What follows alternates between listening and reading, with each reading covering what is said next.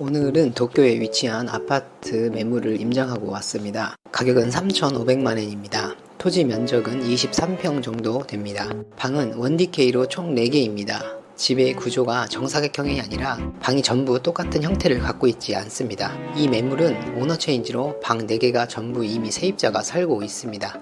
빈방이 없기 때문에 구입하면 바로 다음 달부터 월세가 들어오는 매물입니다. 수익률은 8.64%입니다. 매달 월세는 25만 2천엔입니다.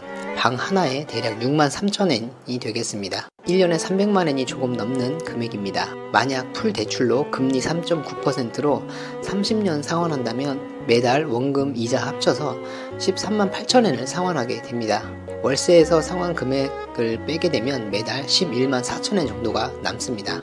여기서 세금과 관리비 등을 제외하게 됩니다. 지하철은 도쿄 메트로 유락초선의 치카테츠 아카츠카역과 토부 토조센 나리마스역 2개를 사용할 수 있습니다. 역에서 걸어서 9분 거리입니다. 한두 정거장만 더 가면 바로 사이타마인데요. 저는 아카츠카역을 오늘 처음 가봤습니다. 사이타마랑 가깝다고 해도 역시 도쿄는 도쿄였습니다. 꽤 번화한 곳이라는 인상을 받았습니다. 건물이 지은 지 20년도 아직 되지 않아 아주 낡은 물건도 아니었습니다. 위치, 건물, 역에서 가깝고 모든 게 완벽한 물건이었습니다. 부동산 담당자에게 메일을 보냈고 상세한 자료를 받았습니다. 도저히 이런 위치에 이 정도 가격에 나올 매물이 아니었습니다. 분명 치명적인 단점이 있을 거란 걸 알면서도 자료를 받아서 확인하고 싶었습니다. 아니나 다를까 치명적인 단점이 있었습니다. 바로 재건축 불가 매물이었습니다. 일본에서는 건축기준법에 건물이 4m 이상 도로에 2m 이상 접해 있어야 건축이 가능합니다. 이 매물은 4m 이상 도로에 2m 이상 붙어있는 매물이 아니었기 때문에 재건축이 불가한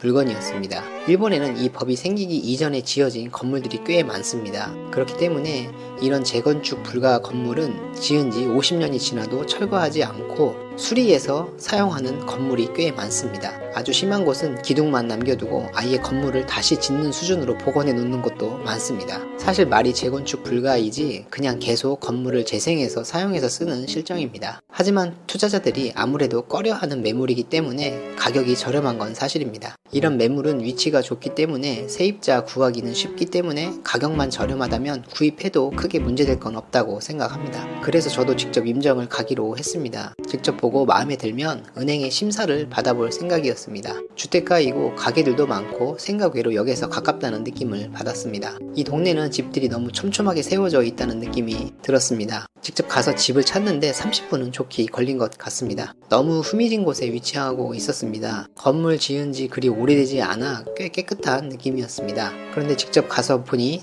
또 다른 단점이 하나 있었습니다. 바로 집 뒤편이 철로였습니다. 전철이 다니고 있었던 것입니다. 선로와 너무 가까워서 아침부터 저녁까지 전철로 인한 소음이 어쩔 수 없이 발생되었습니다. 그리고 또 한 가지 단점은 집이 너무 주택가 안쪽에 들어가 있다는 것도 단점이라고 생각되었습니다. 남는 땅에 맞춰서 어쩔 수 없이 지어진 집이라는 인상이 너무 강했습니다. 실제로 집 내부는 넓을 수도 있을 것 같았습니다만 확인이 불가하고 제가 직접 건물 밖에서 본 느낌으로는 집의 구조가 협소해 보였습니다. 이 두 가지 단점만 없었다면 재건축 불가이지만 심사를 넣어보고 싶었습니다. 이렇게 임장은 중요합니다. 자료만 봐선 별로인 물건이 실제 임장을 가보면 정말 괜찮은 경우도 있고 부동산 자료가 괜찮다고 생각해서 실제 임장을 가면 정말 별로인 물건이 있습니다. 임장하는데 걸리는 시간과 노력의 보상이라고 할 수 있을 것 같습니다. 임장 한번 갈 때마다 매번 새로운 공부가 됩니다. 감사합니다.